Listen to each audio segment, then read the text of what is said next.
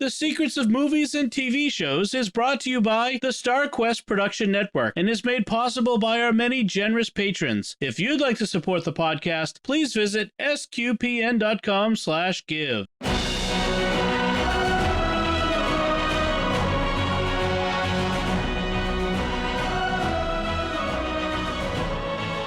You're listening to The Secrets of Movies and TV Shows. Hi, I'm Dom Bettinelli, and you're listening to The Secrets of The Karate Kid, where we will discuss the hidden layers and deeper meanings of this awesome 1984 movie. And joining me today on the panel are Mike Denz. Hey, Mike. Hey, Dom son. And Steve Nelson. Hey, Steve. I can't follow that up. Hello, everyone. And David Handlos. Hey, David. How's it going? Before we get to our discussion, I want to remind everyone to go to Apple Podcasts or wherever you get your podcast from and write a review, leave a rating, and to share the podcast with your friends. That is the number one way that helps us grow this community of listeners and reach more people. So we really do appreciate that, and it's really important. And I want to tell you about another show on the StarQuest Network you are sure to enjoy called The Secrets of Middle Earth. And you can find that wherever fine podcasts are found, or at sqpn.com/Middle Earth.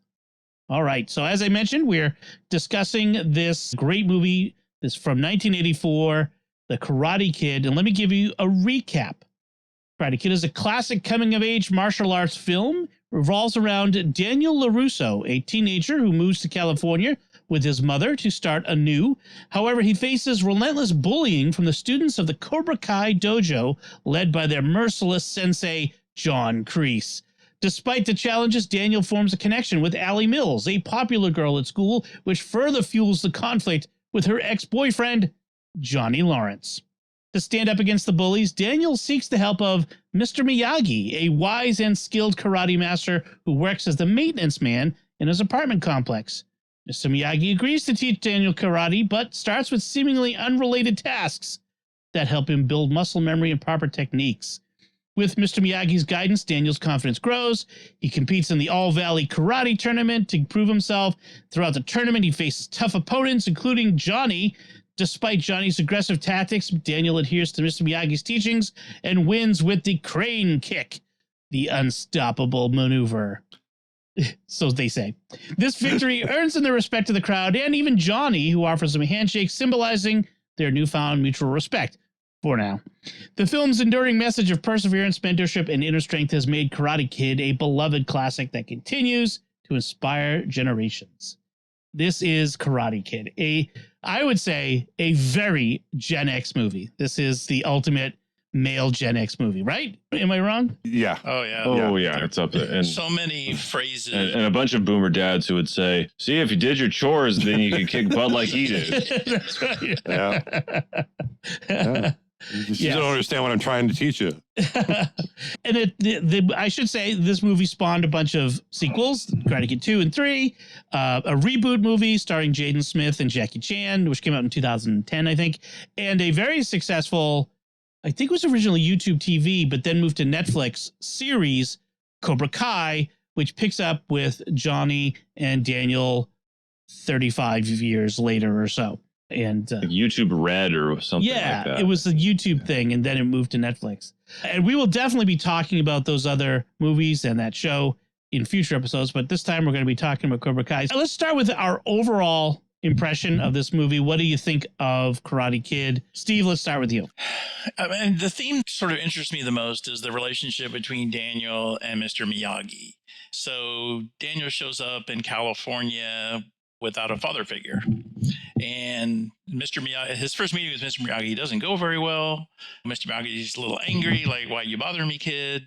But then he becomes more and more involved, and he goes from someone who's a defender of Daniel in the midst of the fighting to a teacher. And at the end, he's more of a father figure, I think. And so you see this character progression from the first meeting to where they have a really strong, close relationship, and it's more than just friends.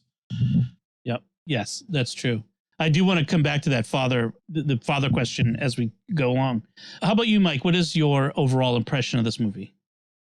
I loved it because I love feel-good movies. I love a movie where I can totally buy into the male lead falling in love with the female lead, because I still am in love with Elizabeth Shue. My wife knows this. It's just a part of me.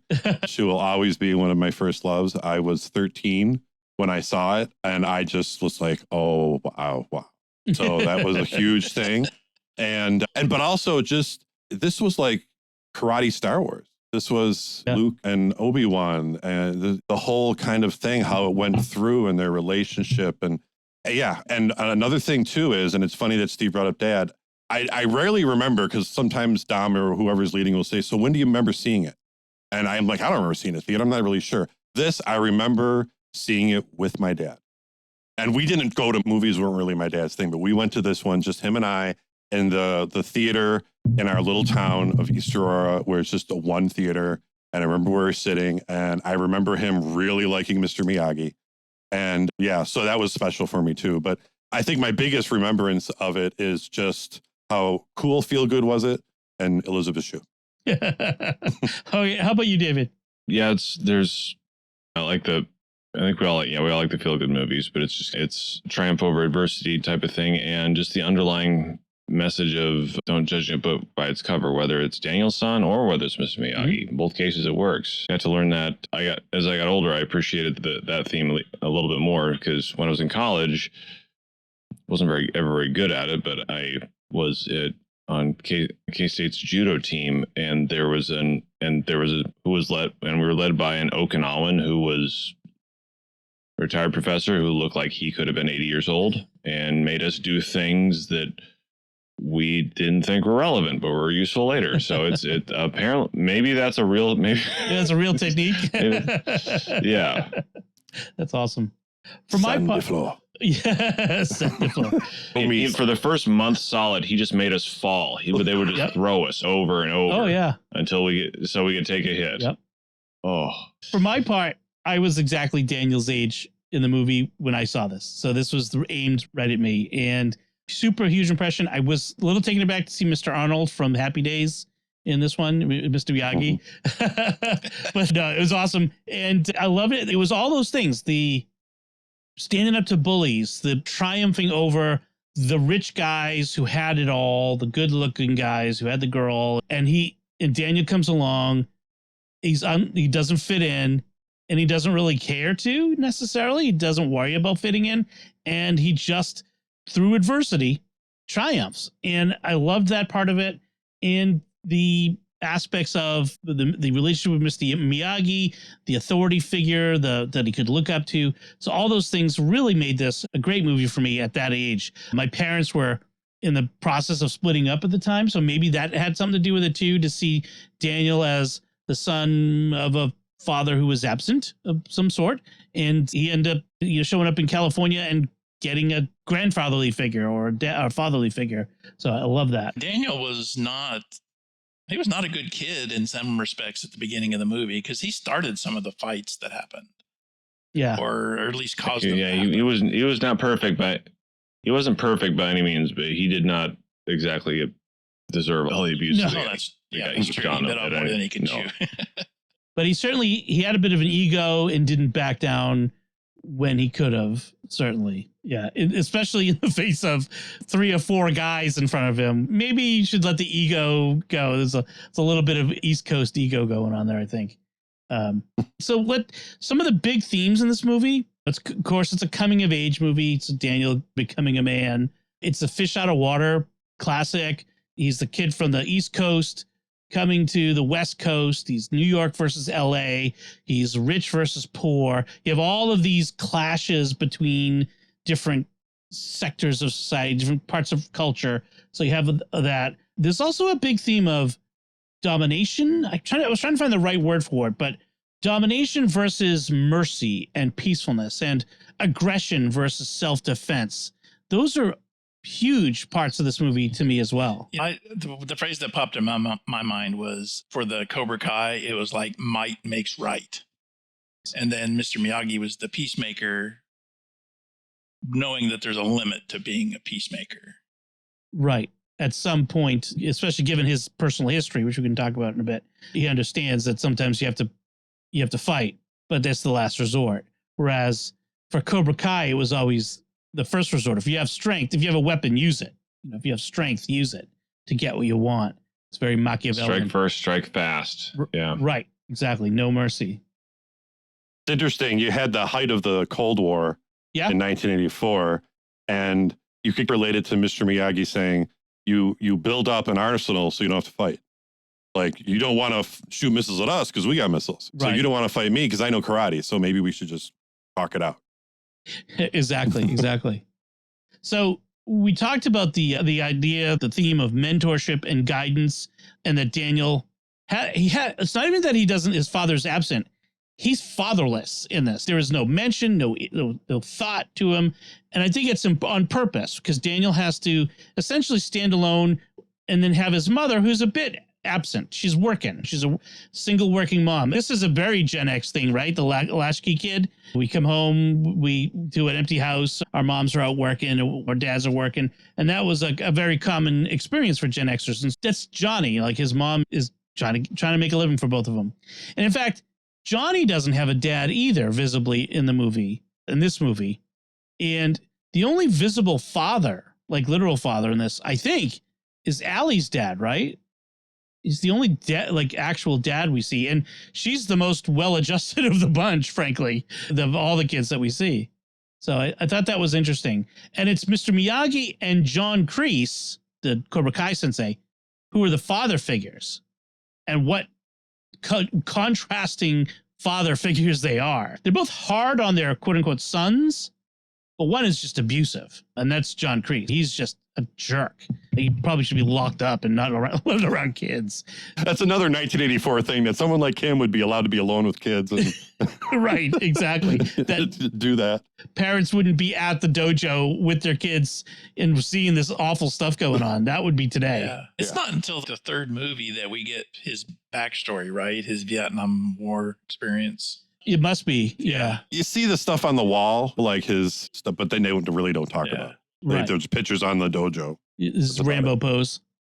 Mm-hmm. He's got this picture of him holding a weapon, looking like Rambo out of the movie. So there's this theme of mentorship and guidance. He's learning karate, but in the process of learning karate, he's learning about life. That's a very common theme in these sorts of things. It's get balance, self-discipline, inner strength, those sorts of things.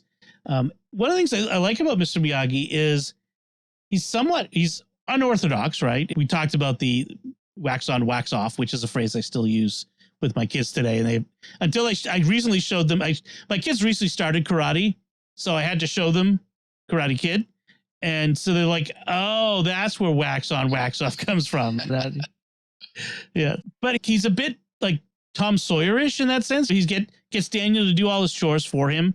But he's also very enigmatic. He doesn't explain. He just do it and you'll understand. And I found that a really interesting aspect of the character. He doesn't explain everything. He just leads him through. Just trust me. He wants Daniel to trust him, and he's building trust in that. What do you think? It's like a little bit of a Jesus figure, a Christ-like figure. Just come and see. Trust me. Yep. Follow me. You're not going to understand everything right away. That kind of thing. Because he's not only building Daniel's muscle memory, but he's also building trust. If you trust me, good things will happen. So right in the middle, he's right in the beginning is we have to make sacred pact. They squat down and I promise teach you karate. You do. You're the student. You can't be middle of the road or squish. You have to be all in. Right. So right there, it's okay. You have to do whatever I say. And once you got him like that, he can start paint the fence and wax the cars, the whole thing. But if you trust me, you got to do this. And he's also building his trust. And then the big reward comes, and everyone's favorite scene, or at least mine, when he figures out how good at defending karate he suddenly is. Yes. It's like Mr. Miyagi had this innate sense of how to deal with teenage boys. You have to lead them to understanding. You can't just beat them over the head with it. Right. Yeah. They have to come to it themselves. You can't just tell them this is the way it is, because that gets their back up. This is the testosterone kicks in. No, you have to show them this is why, this is the way. You have to lead them to water. You gotta wonder if that was how that was part of his upbringing too, because exactly. He does mention his father a little bit in this one, but I think we get a lot more about his dad and his upbringing in Karate Kid 2, which, as I was saying before we started, I think it might be my favorite. I'll have to rethink about it after I've watched it again, because for our next recording of the in the Karate Kid Miyagi verse, as we were saying. But yeah, some of that might be because of the girl in that one. Like you and Al, Mike, it was me and the Okinawan girl in that one. I don't remember her name. Oh, yeah. Yeah, she reappeared in The Day After Tomorrow. No, what was the one where most of the North America froze and they had, and they had to go Day After Tomorrow. Yeah. Day After Tomorrow. Yeah, she was the Chinese girl in that. The same actress. I don't think I ever put that together. Yeah. Wow. I know. IMDb, you start learning stuff. You're like, oh my gosh. I knew she looked a little familiar. She shows up in Cobra Kai too, doesn't she? Yeah. Yep. Same actress. He goes back and sees her in Okinawa. Oh, wow. I haven't got that far yet, so I'm looking forward to that. Yeah, you got some stuff to look forward to. See, middle of season 2, I was telling the guys. So I'm working my way through it. So another key theme in this movie is bullying, the problem of bullying. And bullying is still a problem for kids today. It just is handled differently maybe by adults in their lives, or for good or for ill. But one of the things I think that the movie's telling us is suffering, like bullying, can make you hard and angry and turn you into another bully. And we see that with Johnny, because Johnny is bullied by Kreese. And then so Johnny turns around and he's a bully to others. And I think that's a subtle point that they're making, or maybe not so subtle, or it can make you resilient and compassionate and forgiving, like Daniel, who ends up defending himself and others. And these two different paths that you can take in response to bullying. And the opposite of bully is not victim, it's defender, frankly, I think. And I think that's a key aspect of the lesson that Daniel learns in this. Aggressor versus defender. Right. Yep. Exactly. I think also you see here, there is no attempt to, we got to go. At some point, he goes into the dojo and says, you got to stop beating him up while I'm training him. But in the beginning, it's not about, we got to go tell these parents that this kid's getting picked on. And we got to put no bullying signs up in the school, because it's silly to think that you're somehow going to erase bullies from the earth. If you don't teach people how to deal with bullies correctly and how to stand up for yourself and how to, I'm not saying fight, but at least have the self-confidence to know that you'll be okay. You're always going to run into another bully. Right. And so Daniel learns that I learned karate so I don't have to fight, but he also learns how to be a defender and how to deal with bullies. And even if Johnny's not the bully, there'll be another bully. So you have to learn those lessons. And that's one of the failings of the idea of, sure, tell people not to be bullies, but you're always going to have them. So what do? You got to teach kids how to deal with when that happens. Yeah, I think that without Mr. Miyagi, Daniel would have resorted to the same tactics as the other Cobra Kai, and then he would have more or less sold his soul and become one of them, rather than the good versus evil kind of thing where he didn't choose the dark side. If I can mix metaphors in there. No, I think that's a good point. If Daniel hadn't found Mr. Miyagi, he might have either turned in on himself and turned away from the world and everyone else and hidden away for the rest of his high school career, or formed a rival gang or something, fought back in a way. Mike, what you were saying, what it would say, it's not like you were saying, it's not an either or thing. It's, you have to teach kids not to be bullies. And you also have to teach kids to stand up to bullies. And it's got to be both. And sometimes that pendulum swings too far either direction. But really in this, Johnny's a bully and Mr. Miyagi stands up to them and teaches Daniel to stand up to them. But the entire time I am as a parent now watching this, which is very different from when I was watching as a kid, thinking, where are the parents? Where's Johnny's parents to tell him, no, what are you doing? Why are you a jerk to these kids? And it's interesting. I don't know if we find out, I haven't seen Karate Kid 3 or I haven't seen it in so long. A lot of people haven't seen Karate Kid 3. Yeah, but I know we see his stepfather in Cobra Kai, and it turns out to explain a lot for why Johnny was the way he was. The teaching him to stand up to the bully, teaching karate also leads him to some inner peace, because I think Daniel showed up in California with a lot of inner demons, a lot of anger, resentment. He didn't want to go, didn't want to leave his neighborhood, his friends. He was a bit of an angry kid and hot-headed and impulsive. And Mr. Miyagi showed him how to let go of all that and to find some inner peace. And I think as a kid watching that was an interesting idea that Daniel could train in this martial art and find peace. And teenage boys are full of all kinds of big emotions that they don't know how to deal with. And this was part of Daniel's maturation and growing out of adolescence. Oh, yeah. And, I grew up on. I'm go sorry, ahead. I didn't mean to jump on top of you. Oh, just go along. I can go. No, I'm just kidding. So I grew up on a military base. I didn't actually go anywhere, but I always said our friends would all rotate every 3 years. So just to your point about, especially when kids would arrive their freshman scene, they'd just arrive at different points of their high school career. Just we had a saying. I'm going to botch it, but it was something along the lines of, when you're traveling as a kid, a lot of times, you always bring a lot of baggage. It's right. You always end up coming to the base with a lot of baggage, and not all of it's in your suitcase. Yeah, this is true. Steve, did you have something you wanted to add on that too? I've forgotten. Oh no, I remember what it was.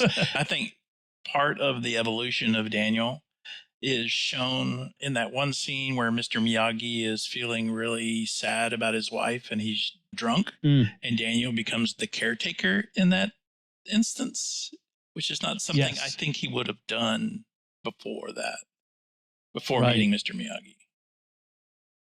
Go ahead, Mike. Yeah, there's also going in the direction you're talking, there's a theme of balance. Mm-hmm. And Mr. Miyagi teaches him balance on the canoe, and he's also insinuates that there's more to, you have to start with balance. And if you don't have balance, you're just going to get knocked over. And that leads into the balance of life that goes full circle when Daniel's, I can't go out like this. You've made your point. What, that I can take a beating? No, I'll never have balance with anybody if they get the best of me like this. So he had to go back out. And so he learned the lesson of what was important and what he had to do. Yeah, you definitely see how, and they talk about you play football, you do something and it helps you become a better man or a better person, and you learn life lessons and stuff. But this was a lot. This was a definite maturation movie, big time. I wanted to mention, you mentioned that scene of Mr. Miyagi's grief. And in relation to there's a big theme of this coming together of cultures, American culture and Japanese culture.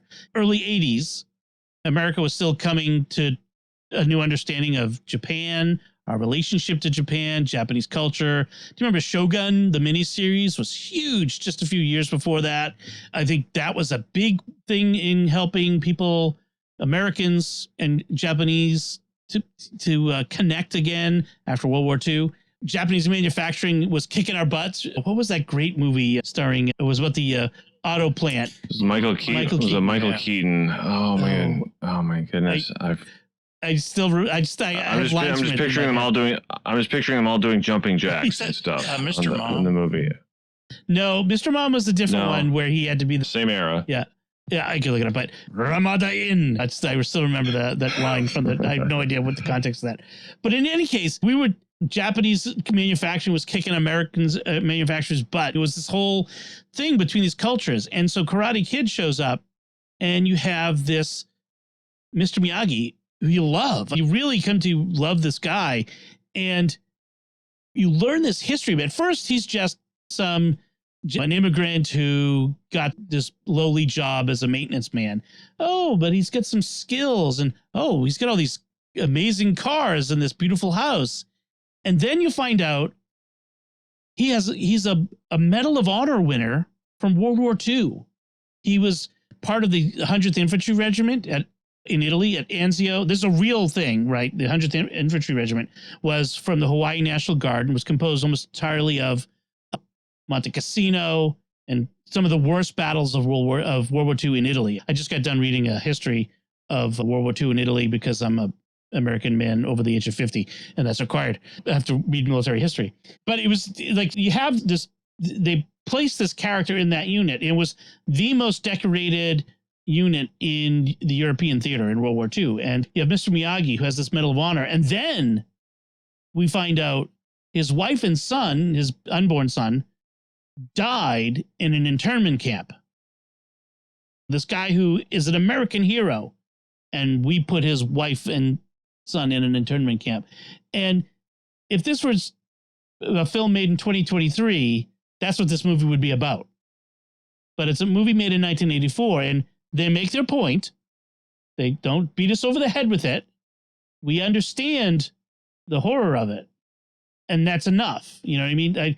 I don't think we should ignore to sweep it under the rug, of course, but they made a very powerful point in that scene. It was, I think, the most powerful scene because this Mr. Miyagi had himself together the whole movie. He was very put together, except for this one scene. And like you said, Daniel had to turn the tables and take care of his father figure. I love that scene. It's an amazing moment of character growth between them. It's funny because it's my least favorite scene only because it's difficult. Yeah. There's a lot of the scenes like, oh, this is good. Oh, I like this. This is good. He's about to catch the fly with the chopsticks. Okay, cool. All that stuff. But when you get to that scene, it's like, oh, this is rough. This is a tough thing. But it does take it's a real serious turn. And one of the reasons that's difficult is because Mr. Miyagi's not perfect. He's drunk. He's acting stupid.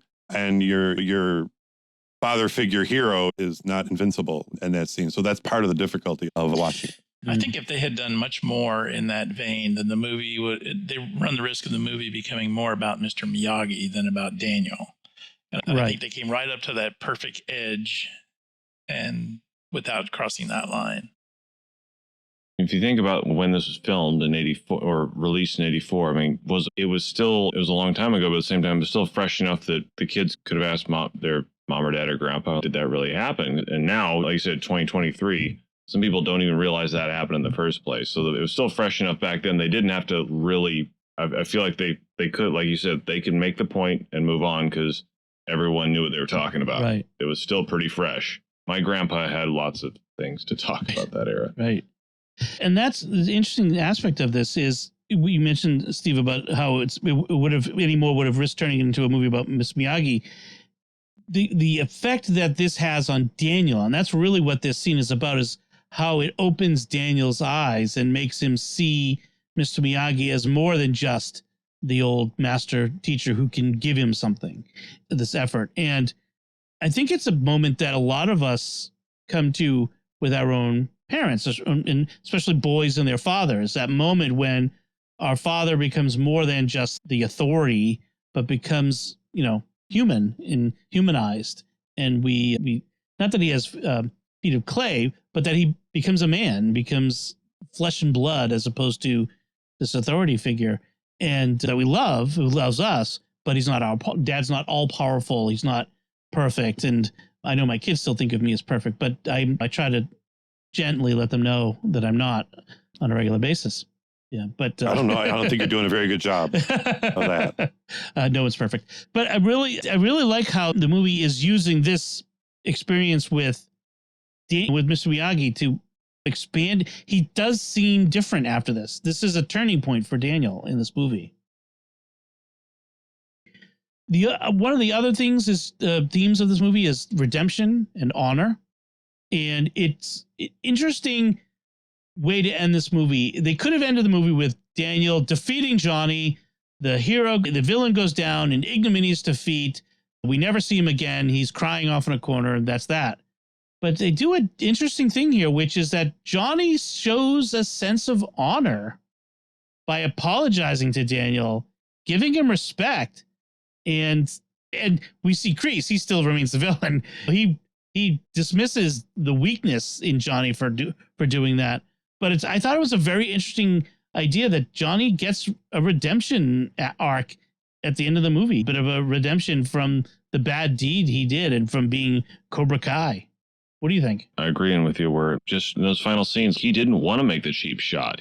He wanted to fight Daniel, and whoever won, whoever lost. Has he been a jerk this whole movie? Yeah, but he wanted to fight fair. Right. And they built on that. And they actually made him out not to be a complete one-dimensional jerk, and I thought that was good. Yeah. As you're building up, it's not Johnny who injures Daniel, it's the other kid. And basically what Kreese is doing is telling Johnny, I think you probably might lose, so we're going to have to take him out. And so that's there's no confidence there. And then when he's fighting him, he's sweep the leg, which is go after the injury that we cheated to give him. And once again, Johnny's, I can beat him without, but you're telling me. So it's not out of the blue, Anakin suddenly becoming Darth Vader. I'm sorry, I digress. But it was like you could see it coming, and then he insists on taking the trophy and says, I'm going to give it to him. This kid, we cheated and everything, and he still won. That he was impressed with true honor and true grit, and that spoke to him more than Kreese was speaking to him. Yeah, I thought that I can't remember his name, the actor that played Johnny, in that one scene where he's talking to Kreese and Kreese is telling him to sweep the leg, you can just see the battle going on in his face over that. Right. Yeah, he's wiping the blood from his nose at the time. I could see it. I sweep the leg. I thought that was a good bit of acting right there because you could see the conflict in his face. Speaking of sweep the leg, there's a song by a group called No More Kings called Sweep the Leg. It is so good. It is based on this scene. Sweep the leg, Johnny. You guys it's on Apple Music and Spotify. You got to check it out. I play it all the time. My kids know it. Did not know that. It's the best. I would think that I wouldn't be surprised if there was a wax the floor or sand the floor, but sweep the leg. That's wow. That's pretty good. William Zabka, by the way, is the actor who plays Johnny. Yeah. I remember someone telling me a Pat Morita story related to, the actor plays Mr. Miyagi, related to Catholicism. And here it is. Pat Morita explains in this article, I'll put a link in the show notes, how a Catholic priest inspired him to adopt the name of Pat or Patrick. He did this interview before he died. He goes, my name at birth was Noriyuki Morita, and people ask me often, how did I come by the name of Pat or Patrick? He explained, I started in show business as a stand-up comedian, which I would love to see a stand-up comedian.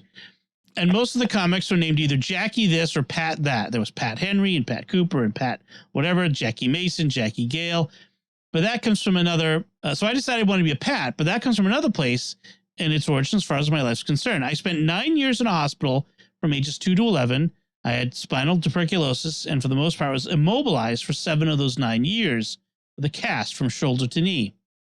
During that stay, there was a priest who used to come to visit the wards, and there's a Protestant minister and a Catholic priest. And over the years, Father Cornelius O'Connor, would come to visit all the children in the ward. And I always felt envious because the only Catholics in the ward were Hispanic, and I think a couple of Native American kids and some Irish, but those were all my buddies. And I used to feel very envious that every Friday they'd get to have confession and have Holy Communion and Mass on Sunday.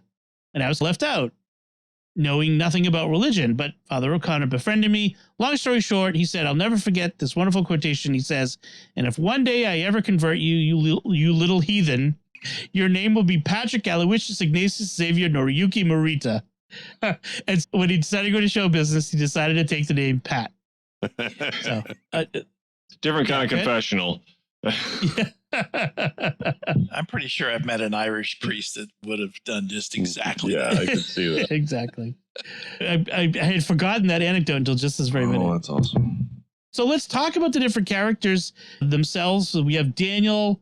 Like I mentioned, I think he was maybe 13 or 14. It must have been 14, starting freshman year in high school, I think it was the idea. And he's an Italian kid from looked like lower middle class background when we see the opening of that scene and what the means or lack thereof that he and his mom have. They come from this old neighborhood in, was it New Jersey, I think? Yeah. Jersey kid. And he's got the accent, he's got the attitude. It's a very stereotypical New Yorker kid going. And then you get to California where it's a whole different attitude and way of life. It's interesting that he's isolated. In a lot of movies, he'd get a sidekick friend. He'd have a buddy, usually another kid who's even worse off than he is or something along those lines. But he remains isolated mostly, apart from Allie, he gets the girl. But I think that's an important aspect because it means he's dependent on Mr. Miyagi for most of that. So what do you think of Daniel as a character? he gets a sidekick briefly, and then at the beach when he gets his butt kicked, he loses that sidekick. Is okay, this guy's kind of a loser, and then he's on his own. But yeah, he's identifiable. He's annoyed by things going on that he has no control over. And I hate this place. I hate this school. Oh, gee, I think I can identify with him. There's a lot of things I don't like about my life. And yeah, and also just to remember, oh gosh, I can't believe I can't remember the kid's name. Ralph Macchio, sorry, of all the people. It was probably 35 back then. He was like 22, 23 years old. Yeah. And he's playing what, a 15-year-old? And there's no way you look at him and you're like, oh, they found a 15-year-old. Yeah, no, he's probably drinking Manhattans and driving into the lot and some old guy. Mind you, Michael J. Fox, and two of them come from the same genes. They're just forever young. But yeah, I liked his character. And I did his relationship with Allie. And one time he tells his mom, and then his mom has to go, and he's just talking to himself like, yeah, she's pretty. She's hot. Yeah. He's just like talking to himself. Like, she's pretty. And it's a status thing for him. Nothing else is going right, but he's got the most envious, the best girl in the school is interested in him. Right. And sees something in him. And he goes with that. Yeah, he's a good character. The high school wasn't like my high school. Movie high schools were never like my high school. You and I, Dom, at least, I don't know where you guys grew up, but we didn't have classrooms where you walked outside to get to the next. Yeah. We had multiple buildings, but it was like. No, but you didn't have a classroom door that walked outside and you go into the next room. No. This was 10 below outside. And it was like you get pelted with hail and snow. Right. Nobody wanted that. So other actors considered for the role of Daniel were Sean Penn. Now, remember, these were all much younger at the time. Robert Downey Jr., Charlie Sheen, John Cryer, Emilio Estevez, Nicolas Cage. I want to see that movie. Anthony Edwards, C. Thomas Howell, Tom Cruise, Eric Stoltz, and D.B. Sweeney. This is like a who's who of teenagers in Hollywood teenage men in Hollywood at the time. It's just, wow. Anyone remotely tied with a Brat Pack, basically. Yes. Wow. Oh my gosh. I can't see any of those except maybe C. Thomas Howell, only because I'm a big fan of The Outsiders. Exactly. Yeah. Tom Cruise just would have been running everywhere all the time. Tom Cruise would have been the best karate guy there ever was. And then he would have had a crisis of confidence. And Allie would have built him back up. And then he would have beat everybody out. And he would have been the best. I saw that comedian's bit too on Facebook. I used it when we were doing Top Gun. I don't know what we were doing. It was a Tom Cruise movie that the last time I did one. Every Tom Cruise movie from the 80s and 90s was the same plot. He's the best and he has a crisis of confidence. And then the girl built him up, and then he wins out in the end. Yep, Top Gun. Anyway, for Mr. Miyagi, before they got Pat Morita, they were going to get Toshiro Mifune, which, wow, that would have been different. Who's that? Toshiro Mifune. He was the Shogun. He was in Shogun. He was but he's like the big Japanese actor. He was in all the Kurosawa movies. He was in, oh gosh, what's the name of it? The Ronin movie. He's in Seven Samurai. Seven Samurai. Yeah. Yeah. Okay. He's like heavyweight Japanese actor. I love Pat Morita's portrayal though, because it was light. He was serious. He was enigmatic, but it was light at times too. It wasn't heavy. It wasn't overbearing mentor. And I think that was the right way to go with this, obviously. For somebody who has such a serious life, he didn't take things too seriously. He was caught. Right. He joked around. And basically Pat Morita's comedy background came through really well when he talked about like what his belt was, like JCPenney $2.95 or whatever, and just the other little lines. When he's pretending he doesn't speak English, and the guy goes, "Thank you, you're welcome," and he walks in. He can just deliver that stuff because he has that ability innate. But he played the serious guy, and yeah, you're right. It was just you just felt confident with him around because nothing was too big for him. Have you ever been in one of these tournaments before? No, I don't know. We'll figure it out. I just stole a black belt for you, and then we'll just do this. For Johnny, they looked at Crispin Glover. Oh no, that's from Back to the Future. McFly, Marty. He would not be able to do a pull-up preppy role. No. No. Could he be a bully? Maybe, yeah. but not a prep. Not the whole preppy guy. Look, no, you could. There's something you just look at Johnny, played by William. He just looks like he's probably a jerk. I don't know. Maybe I'm just typecast, but you see his face. He's played that character in one. He's played that character in more than one movie, or just being the preppy jerk's tough guy. Yeah. You just want to punch him in the face. You really do. Yeah. I mean, It was every guy that had that haircut when I was in high school. yes. Yeah. There was a hockey player in my high school that was that guy. Yeah. Yeah. Same guy, same personality. Yeah. Yeah. I wanted to punch him in the face too. He punched me. Anyway, that's the story. But I did not fight back on that one. Did not go to his level. But William Zabka, this was his first role. And pretty darn good. I mean, and not just his first role, but also Elizabeth Shue's first movie role. Yeah. Was she at Harvard? She was at Harvard, right? I know that. She was studying. I think she was at Harvard or some big Ivy League school. Yeah. And I'll try. And she took time out. And I don't know, they shot her on her schedule a little bit, but then she went back to finish her degree. And that's why she didn't come back for the second one, because she was like, no, I'm done. Wow. I can imagine the money they wanted to give her to do the second one and to turn that down so you could finish school. Yeah. And she's had a great career afterward. I mean, and she still had a great acting career. Continuing acting. Mm-hmm. So very interesting. They considered Helen Hunt and Demi Moore for that role, by the way. But that's Helen Hunt? Wow. Yeah. Okay. Hard to believe some of these. She did. I mean, she did Matthew Broderick. She played Matthew. Was it Matthew Broderick's girlfriend in War Games? Or she's that's Sheedy. Ali Sheedy. Ali Sheedy. Yeah. Sorry.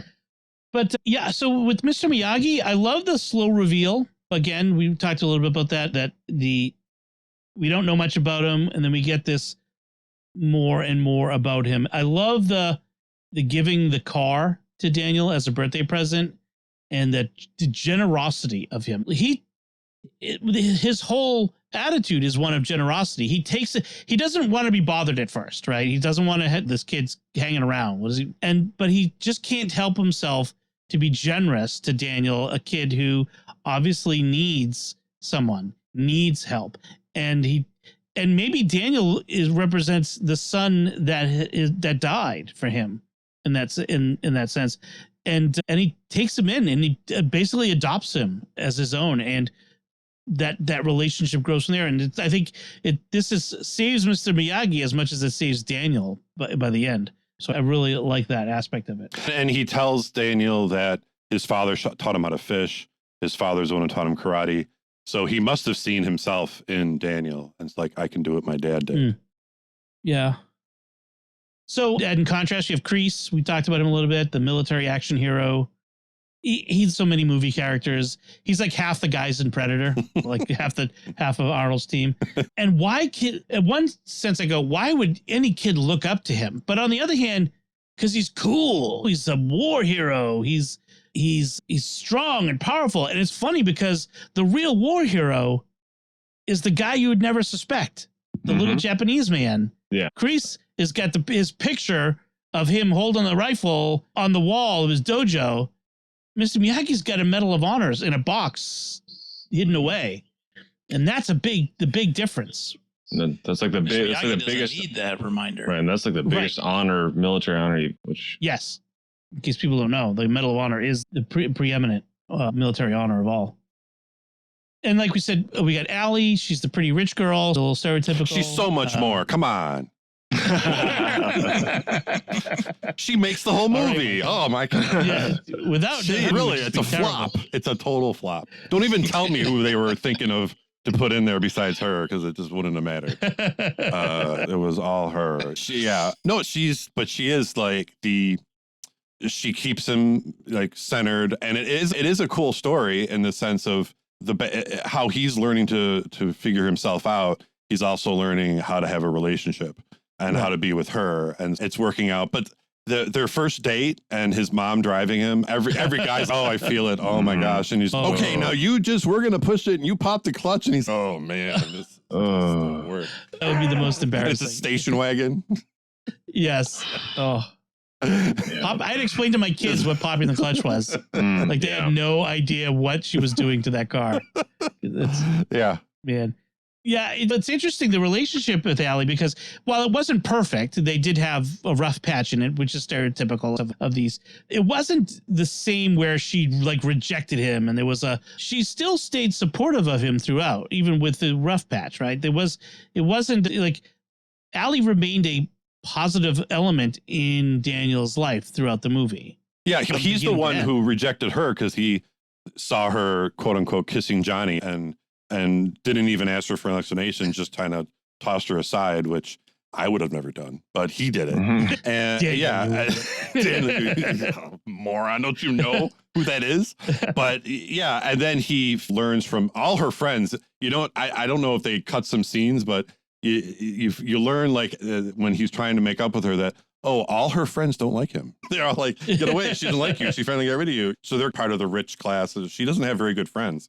And she was dating Johnny, and she had all these rich girlfriends who gave her bad advice. But yeah, he finally comes around. And so it's his fault, and he has to figure it out. She's really never gave up. And then, of course, there's Johnny, who he could be a stereotype of a bully, but as we discussed, there's a couple of layers to him. I really love, we'll talk about Cobra Kai as a series, but I really love the fact that they've rounded him out. They've given him depth in that series. In fact, he's the main character of Cobra. He is, and he's turned into this old, crusty, old-fashioned guy who rejects technology and still drives the old car and wears the old clothes and drinks the beer. It's just hilarious when things come up that he doesn't get, or what? You do what? It's just, it's great. And he's all 80s. Laptop. Yeah. Yeah, everything. It's awesome. I don't know if you guys have guys you went to high school with who are still living in the glory days. Like they're still, everything is, they peaked in high school. Yeah. Yeah. And that's Johnny. He's peaked in high school. And he's the cautionary tale, really. And he's in this movie, he's peaked. We see the peak here in this movie. At this point, I want to throw it over to you guys what are your favorite scenes or moments in the movie? Any of the things that really stand out for you? I'll throw one out. Mine is Daniel catching the fly when as a beginner, as Mr. Miyagi obviously has been trying for so very long, and he was like, beginners suck, and he just throws the chopsticks down. That's one of my favorite things. But what's your favorite scenes in this movie? Mike, why don't you go ahead? I'm going to take it. There's so many I could talk about, but when he's all mad because he's been doing all this work, I'm your slave. And then he starts, show me sand the floor and show me paint the fence and show me wax the car, wax on, wax off. And he shows him these things, and he does the multi-level punch kick, and Daniel just automatically blocks it all. And it's just, Mr. Miyagi like drops the mic. There you go. And it's just, you're just like, whoa. I still watch that scene and get chills. It's just like, whoa, that is so cool. And then for the rest of the movie, Daniel's just doing the stuff. He's just like, I'm going to, and so that's just really cool. The other thing that is not as a distant second, but there's a lot, is when Mr. Miyagi saves him from getting the snot kicked out of him at the fence, when all the Cobra Kai are in their skeleton outfits and everything. And when you read about that scene, those guys actually got hurt. Like the kids got really hurt by the stuntman that was playing Mr. Miyagi because he was really hitting them and stuff. But that he came in and just basically handled all of them, including Johnny, that's when you're like, oh, he's really good. You had no idea that he knew anything about karate yet. And he comes in and wipes out the whole Cobra Kai gang with no problem at all. So that was pretty neat. How about you, David, your favorite scene? When I was a kid, I always liked the final scenes where he beats him with the crane kick and stuff like that. But again, it's not like I watched it a lot, but after go through college, did the judo club thing, and then realized the crane kick, how difficult the crane kick would have been able to be used for any shape or form. And then just actually, like I said, I took a class, and this little old dude just handled us and he had a fake hip to boot. That's when my favorite scenes became like you said, the ones where like all of a sudden you realize what all the training was doing for him, because I spent like a month or two just being a tackling dummy in a punching bag. I didn't realize I was actually learning anything. I was like, oh, this is actually really so now I always enjoy watching that part the most, even though my shoulder aches when I see it. How about you, Steve? So anyway, I like any movie that has a lot of good lines in it that you can use for all-purpose things. And one of my favorites is I have teenage foster boys, right? And one of the things I like to do with them is to teach them how to do a handshake properly. And I always pull up that line, look, I always look, I. and I do that. I use it with them every time. If they give me a kind of a limp handshake or and everything, I go, no, look, I. So that's just one of my favorite scenes. That whole thing, that whole scene right there. And it's Mikey. It was the same scene you're talking about. That one little segment. All those things. Daniel does the limp wax on, wax on, wax off. Just show me, and he hits him in the head too. Smack. Look, I. Yeah. And then you see it like through the whole tournament. Daniel knows how to bow and look in the eye with respect because he was taught. These other kids are barely even bowing because they don't have the same respect. Right. I do want to add that I love when he gets the choice of the cars. Like he just, wait, you're seriously giving me one of these amazing cars? My choice? It's just, can you imagine a 16-year-old kid getting the gift of a car? It just blows my mind. And he knew. He didn't have to choose. He knew which one he wanted. There was one he loved, that yellow one. Oh, right. Who would not have chosen that roadster? Come on. Oh, yeah. Convertible. I was so envious of that. Yeah. And then he gets to show Allie, oh, let me show you like a car that we don't have to push. Yeah. It's the 80s. You can drive. Sure. I have so many questions about that.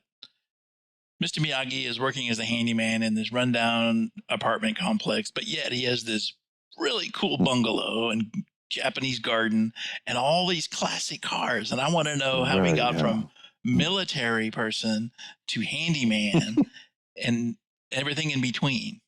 What's his story? Yeah. Military pension? Yeah. I don't know. What is that? They could do a whole. They could do a whole Kwai Chang Kane Kung Fu thing for Miyagi prequel. The origin story. Prequel. The origin story. The origin story. It goes from World War II all the way to Fresno. I would love to see that World War II movie. That's for sure. So the big question is that we haven't answered: is there really a defense against the crane or not? There's also another thing: was the crane kick even legal? Because apparently you weren't supposed to hit in the face, and the crane kick just smacked him right in the face, and apparently that was okay. Where other people were getting penalties for in the head. So I've seen that whole controversy too, where they just whatever, you win, you should have won. How he did that on one leg, I have no idea. He didn't even have a good leg. So any final thoughts on Karate Kid? Steve, we'll start with you. Any final thoughts? I like any movie where good triumphs over evil. I'm a sucker for that. I don't like movies that are too realistic in that they end without that. So I'm going to gravitate toward the good wins, and this checks all the box for me. Nice. David, final thoughts? I think I've said it before. I still love the movie, just like it in a different way now. Yep. So. Good way to put it. And Mike, final thoughts? Well, besides Allie, the memories of seeing it with my dad and all the way up to falling in love with Elizabeth Shue, and just like really just enjoying seeing Mr. Miyagi transform Daniel into a promising young man. And it was just really neat. The line, "You're the best friend I ever had." It was just great. And like you said, David, as for me, seeing it, I loved it as a kid, and as a dad, I love it as well in a different way because it hits differently, and I see new things with it. And it's a classic that should live on, and people should share it with their kids and show them what the 80s was really like. Learn karate or get beat up. That's what the 80s were like. And hey, martial arts is a great way to teach kids discipline, how to defend themselves. It teaches them a lot about themselves if you find the right dojo. Yeah. And so anything named after a snake, you might want to just stay away. If you find one that's called Cobra Kai, they probably have the wrong attitude. In any case.